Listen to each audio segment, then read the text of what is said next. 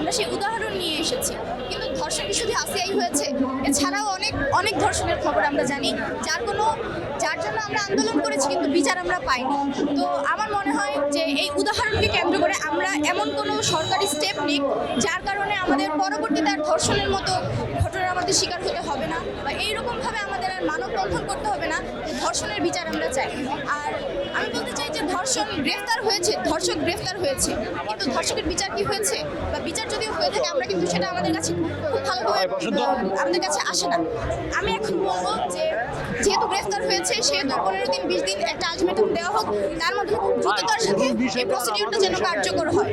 আমরা চাই বিচার কার্যক্রম যেন তাড়াতাড়ি হয়। এত লেন্দি হয়ে গেলে ধর্ষকের আসলে যে দৃষ্টান্তমূলক শাস্তি সেটা আমাদের সামনে আসে না, এবং পরবর্তীতে এই ধর্ষকগুলো আরো মানে তারা আরো ব্যাপারটা মানে তাদেরকে এটা সাহস দেয়। তো আমি বলবো যে আমাদের দেশে এখন কোনো নির্বাচিত সরকার নেই।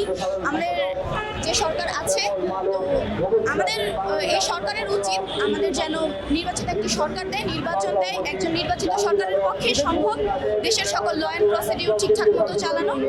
যদি এরকম হয় তাহলে হয়তো আমরা ভবিষ্যতে আমাদের দেশকে আরো সুন্দরভাবে দেখতে পারবো। তো সরকার নির্বাচিত সরকার দিক।